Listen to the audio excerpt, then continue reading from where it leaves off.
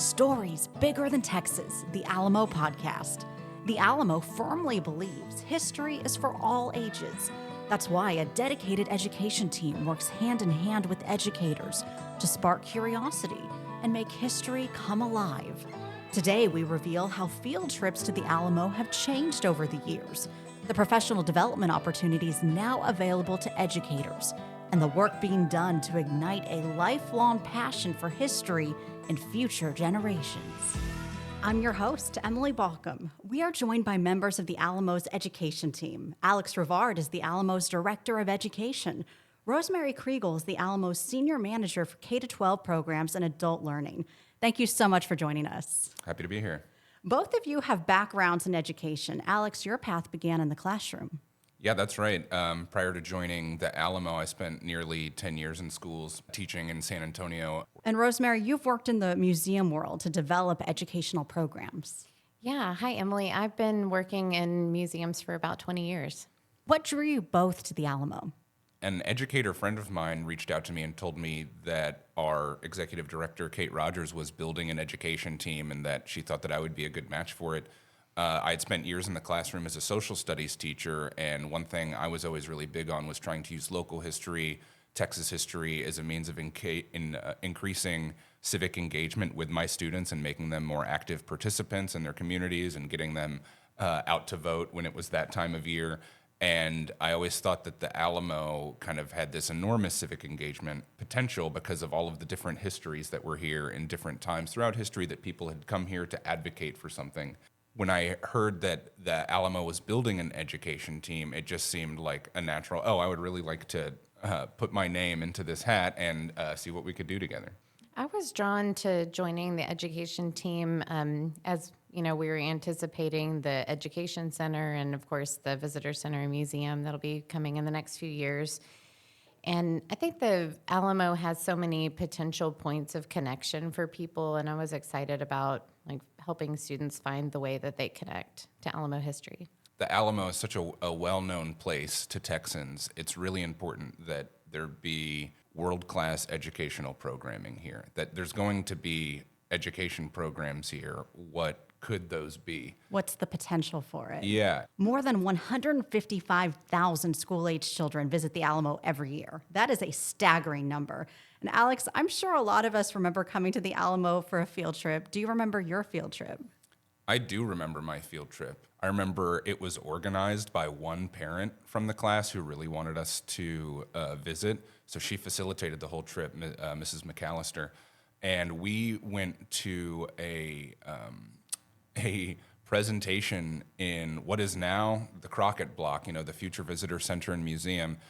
In my whole class, and I think we were in second grade when we came, watched a holographic version of James Bowie give us his spiel on the Battle of the Alamo. Well, first of all, thank you to Mrs. McAllister for truly changing your life. Yeah. But secondly, today's field trip experience is so different. Tell us what the differences are.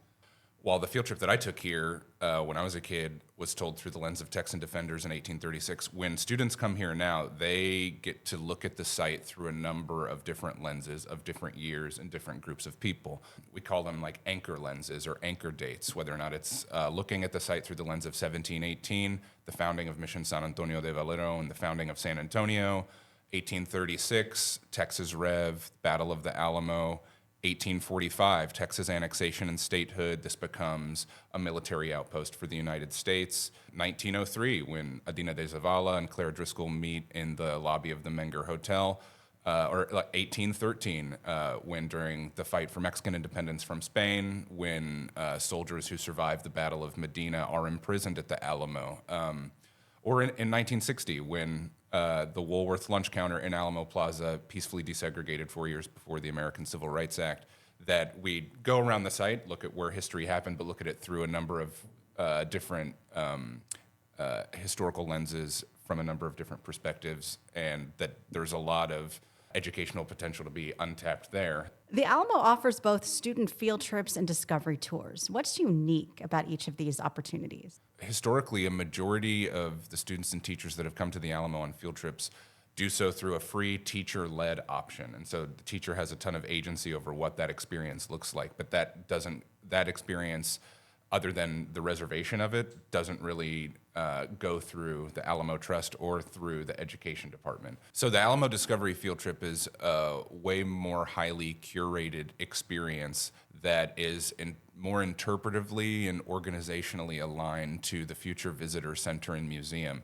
So, the Visitor Center and Museum is one of the 3 large goals of the Alamo plan. And so anything that we do as the education department, we kind of look to the lens of that museum, of how it's split into the 8 different galleries, telling different histories, different groups of people, and try to apply that to the field trip. What do you enjoy most about the field trips? Any memories that stand out of watching a child have that light bulb moment?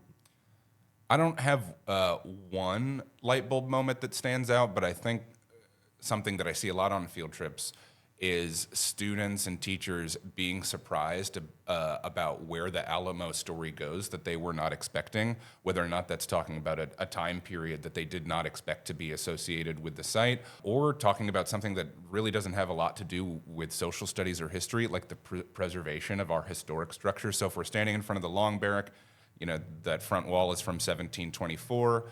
And rather than talk about what maybe happened in that building, we'll talk about the work that Pam Rosser, our conservator, is doing to make sure that that building is safe. Something for everyone to latch onto. Rosemary, let's chat about professional development opportunities. We've really seen a lot of success with Teach the Alamo. Tell us about that program. Sure. So the Alamo has a long history of providing professional development for teachers. Teachers from San Antonio, from around the state, from even around the country, come here to learn on site about the many eras of Alamo history. There's a conversational walking tour, guest speakers. We are able to bring in some of our wonderful historians on staff, and then we get into classroom resources. So those are kind of like the 3 main components. We're also a state-approved provider for continuing education for teachers. And so the teachers receive a certificate with the appropriate number of hours that they're able to take back to their district and work toward their licensure.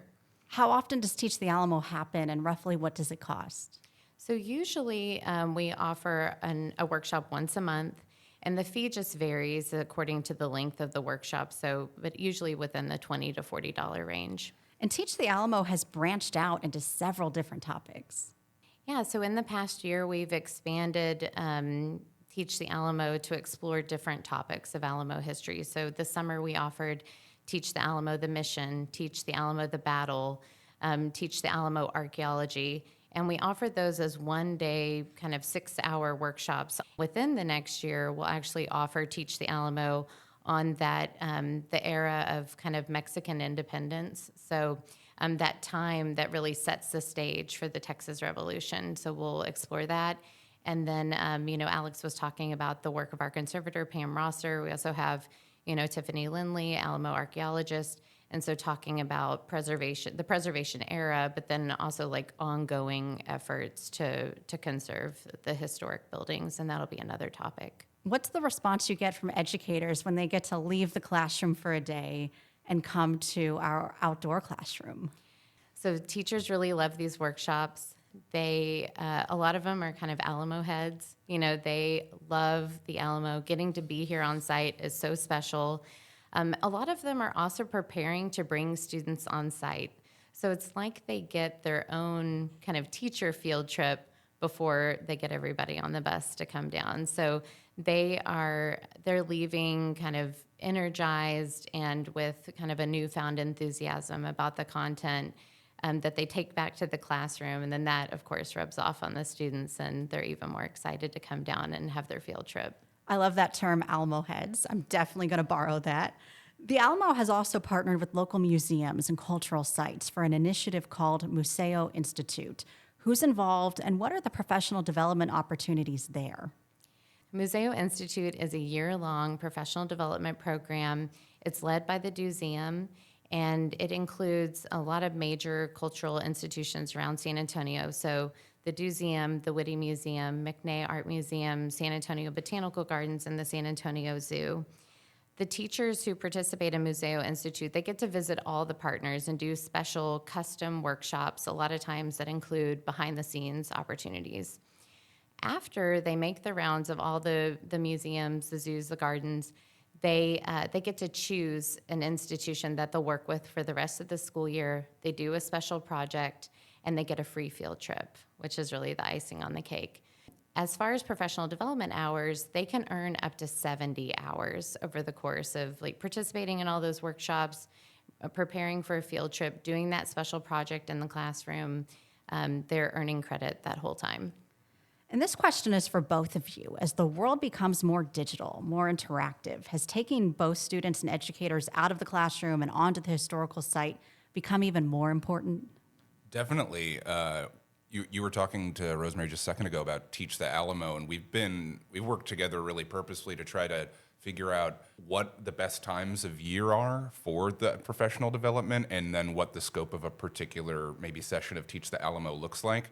So sometimes it is a full day, kind of 9 to 5 kind of deal. Other times during the school year where teachers might not be available to leave school for a full day, we'll hold Teach the Alamo after hours. So after the site closes, we can get teachers to the site for maybe just 2 or 3 hours for an after hours kind of more intensive experience, but where we get to go into the chapel after it's closed and there aren't any people there, and we get to kind of have the site to ourselves. That's such a special experience. Yeah, and putting teachers in a position where they feel like they get to have this special access to an important historic site when other people don't, and they don't have to compete with tourists from the Riverwalk. There's an enormous power of place to the Alamo, and that having people connect with it in a tangible way by coming here in person is huge. But we do recognize not every school can come to the Alamo in person. That's why we have a virtual tour of the Alamo Church on our website.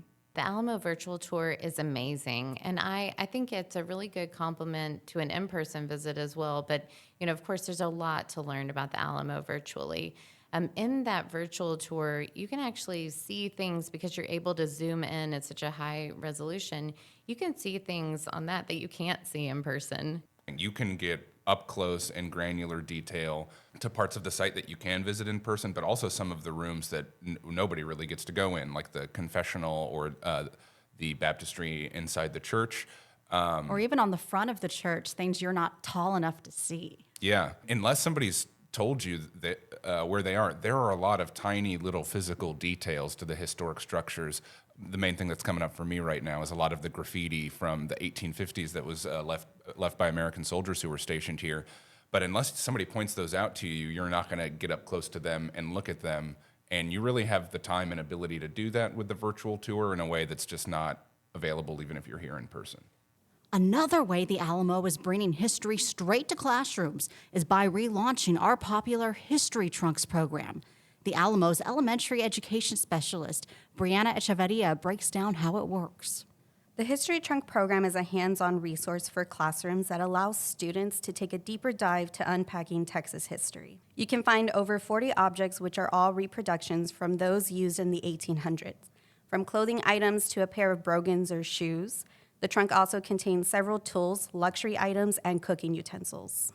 History Trunks help students understand the type of materials or resources that were around for individuals such as the Alamo defenders or their families in the 19th century. We have an online reservation system where teachers can view and select when they would like to have a history trunk on their campus. All they have to do is fill in their contact and school information, and the Alamo education team will reach out to help schedule a time for pickup or delivery. If you're a local teacher, you can pick up the trunk for free, and if teachers would like to have the trunk shipped to their campus, it would be a $100 round-trip fee that would be paid during the time of reservation. The program does have a teacher handbook and learning stations, and those were created by a fabulous group of Alamo historians, curators, and educators. The History Trunk loan period is 2 weeks, which allows teachers to share the trunk with their team members or other grade levels. Teachers are very excited to have this resource available again. Students really enjoy working with objects that they can see and touch, and as a former educator, I feel comfortable saying that making a social studies or history lesson hands-on and engaging can sometimes be a challenge. And the Alamo History Trunk is a great solution to keep students engaged in their learning. Our conversation continues now with Alex and Rosemary. Let's talk about the upcoming Texas Cavaliers Education Center. It's scheduled to open in 2025. It will bring history alive like never before.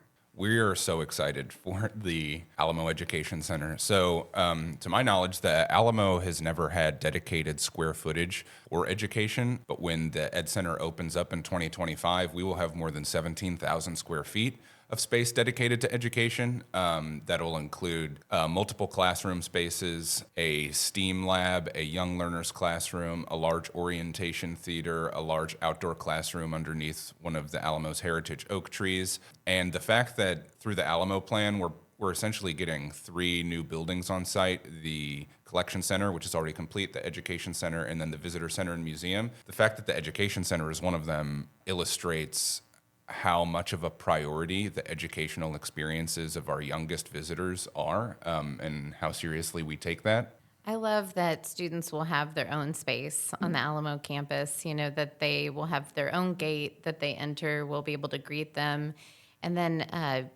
and extend their visit. So they'll have a place to eat lunch, they'll have a place to kind of dive into specific Alamo topics, maybe do a science experiment or an art project, in addition to a walking tour, in addition to seeing the visitor center and museum. So I love that they'll be able to spend more time and have, make even more memories while they're here with us. One thing that Rosemary spoke to that I'm really excited about is, students having kind of a dedicated entrance to the site, a safe place for buses to pull up and drop off students. Which, very important in downtown. Yeah, and the Alamo being a historic site in the middle of downtown San Antonio is complicated sometimes. We're trying to promote a sense of reverence for all of the different histories that have happened here. But that's happening right next to the San Antonio River Walk, which is very much a tourist attraction. How we balance that is difficult. And having a place where students will be able to enter the site in a way that's curated for them is going to be really special. In the meantime, this week you've launched School Days, so you've had a very busy week. It's the first time you've done this program in the fall, and it brings lots of students to the grounds. School Days is an opportunity for us to pilot new educational programming out on the plaza and really elevate the student experience for the day, while also trying to maximize the number of students that we can serve at a given time. So in this fall, School Days are falling the week before Thanksgiving, which for us traditionally is a really high field trip volume time of year. And so we already have a ton of students coming to the site. I think we realize as adults, even though our school days are over, you never stop learning. How do you continue your own Alamo education? Joining the Alamo team, feeling like I have a responsibility to do a deep dive on the extensive Alamo literature that is out there. There's so many books about the Alamo. Yeah, and I've read a lot of them, but there's a lot of them I still need to get to. Visiting other historic sites throughout Texas, individually, but also with the rest of our education team, has been really wonderful. I agree with Alex. We work with such amazing people, and we get to attend, Alamo programs, and we also work with our historians, our curators, and conservators, archaeologists. They present to our teachers, and so we're learning right alongside with the educators. We have kind of our ears perked up for new information. And I also like to think about the Alamo as a place where we're still making discoveries, and that we're still discovering the history, whether that's through archaeology or some primary source that wasn't known to us before. Whether you're working with students or with educators, the goal is to always keep the Alamo story alive for future generations. And that's a responsibility your team takes very seriously. Absolutely. Yeah, the responsibility to tell the full Alamo story in a way that is, factually correct and also inclusive of all of the different histories that have a place here, that's definitely a responsibility that we take really seriously. But I feel like the site's potential is best realized when we tell all of those stories. Doing that, whether or not it's like on an hour-long field trip where you have limited time and have to be really selective about what you include in that hour or hour and a half, we have to be really purposeful about what content goes into that. And us as a department having agency over what the student experience is when they come here is something that we take really seriously, but that I also am just personally really proud and honored to be a part of. This is reminding me of just a tour yesterday where I was talking. A student had a really specific canon question, and I knew we were heading to living history. Folks who have literally fired cannons before and have done so much study on the artillery that was here during the Battle of the Alamo, and I knew they'd be able to answer that question really wonderfully for the students. And at the same time, one of our docents is a retired military artillery officer. And so, but those are the kind of people that the students have the opportunity to learn from when they're here on site. So like Alex was saying, we want to really make sure that we tell the full story and give the students the accurate information that we have, available. But we have all of these people who have really done so much learning and studied, so they can get an even more detailed answer than maybe they anticipated. Alex Rivard and Rosemary Kriegel, thank you so much for joining us. We have so many resources in the podcast notes. There's a link to how you can sign up your school or your class for field trips and Alamo Discovery Tours, links to all the professional development opportunities mentioned, like Teach the Alamo and Museo Institute. We also have a link to the virtual tour of the Alamo Church, plus a link on how you can request a history trunk for your classroom. By the way, the Alamo's education team sends regular email updates to educators on all its programs. If you'd like to sign up, please send an email to education@thealamo.org. Again, education@thealamo.org. You've been listening to Stories Bigger Than Texas, the Alamo Podcast.